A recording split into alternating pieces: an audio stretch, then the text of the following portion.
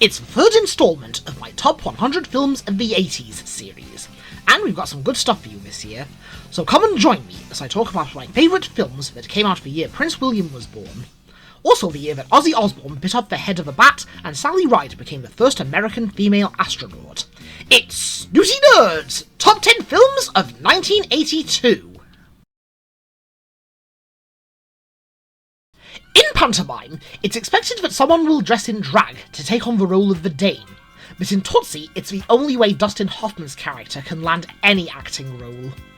Hoffman stars as Michael, a talented actor who has a bad habit of overanalyzing his characters. Yes, it wasn't logical. You're a tomato! A tomato doesn't have logic! A tomato can't move! That's what I said! So if he can't move, how's he gonna sit down, George? He's so infamous for nitpicking that no one wants to work with him, so he dons the persona of Dorothy Michaels to get a role on a hospital soap opera. His alter ego's success starts snowballing and taking on a life of its own. Even as he falls in love with his co-star, he's being lusted after by her father. I like what Star Wars had bad family drama.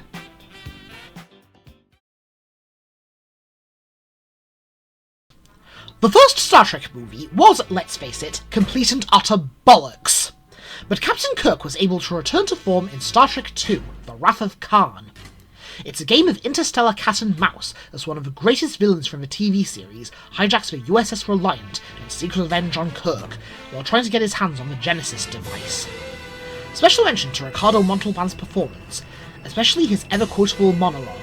He tasks me and I shall have him. I'll chase him round the moons of Nebia, the Antares maelstrom, and round perdition's flames before I give him up. A grudge can last until the end of time. Anyone can relate to Khan's speech, especially when you order a takeaway, and that retarded twat of a delivery driver brings you the wrong bloody order.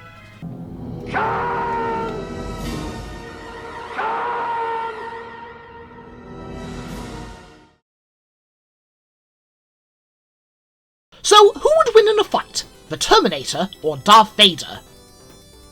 Probably Darth Vader, since the Terminator is technically a droid.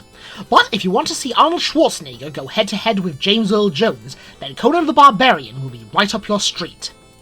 Conan rises through the ranks of a gladiatorial underworld to win his freedom and begin his quest to avenge the death of his family by killing the evil serpent men and vanquishing their leader, the cruel wizard Falsa Doom, who actually has more in common with Rathamon. It's the quintessential barbarian movie, a macho power fantasy in exotic locations. Also, the half-naked Amazon woman with the wazzo pair of jugs.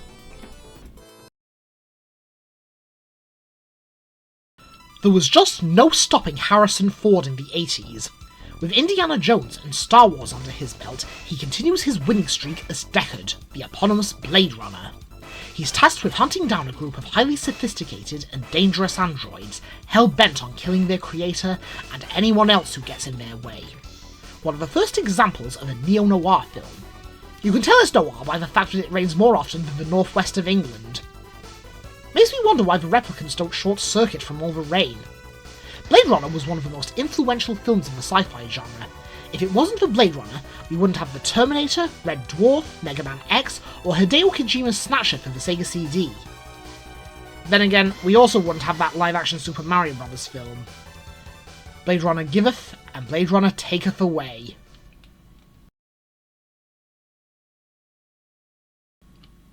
Wars have historically been declared for petty reasons. The war between Russia and Japan was declared because the Tsar wanted bragging rights. But the war in First Blood, the first installment of the Rambo franchise, was declared over a sandwich. A scruffy-looking guy passes through town, no intention of staying long-term, he just wants something to eat. The self-righteous, bigoted sheriff says no, and then has the drifter arrested.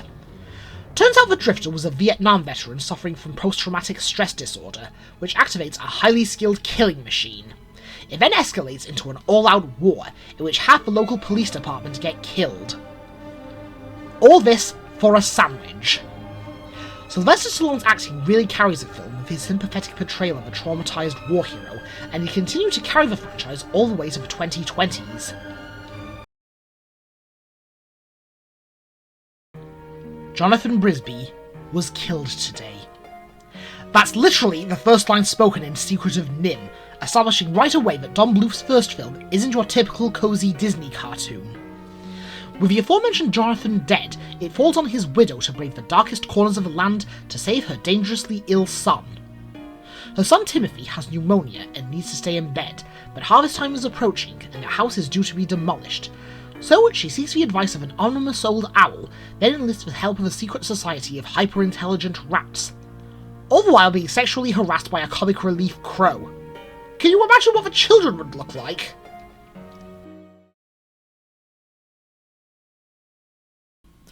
Remember when Beetlejuice was Fonzie's sidekick?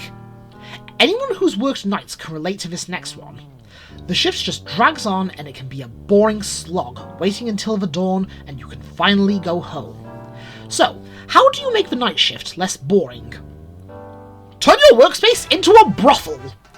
That's what happens when Henry Winkler and an unhinged Michael Keaton put their hidden business talent to good use by turning the city morgue into the headquarters of a prostitution ring, offering hot and cold bodies with both the business and the clients providing the stiffs.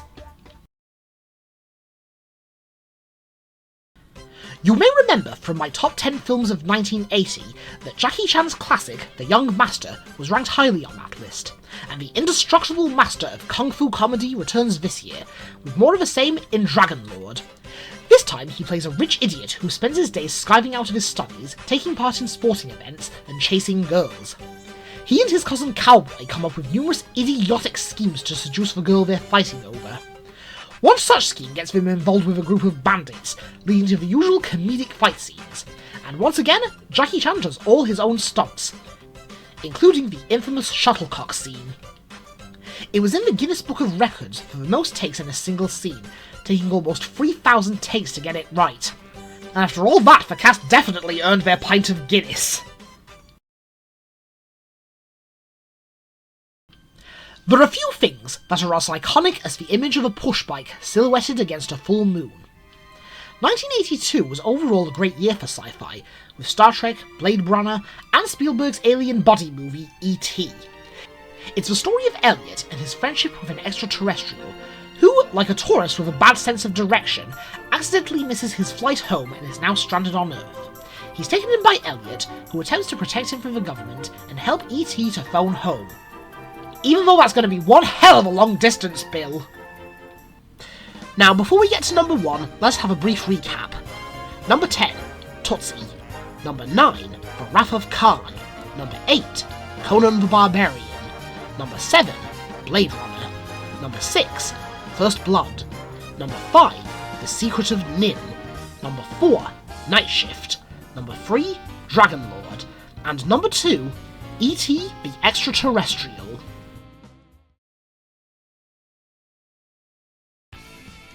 After a big success with the first 2 Rocky films, Stallone took the series in a new direction, with the third installment being a high-energy action flick.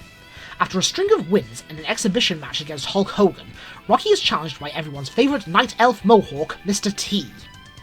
So the stage is set, Rocky defending his title against a big bastard with a big mouth. What could possibly go wrong?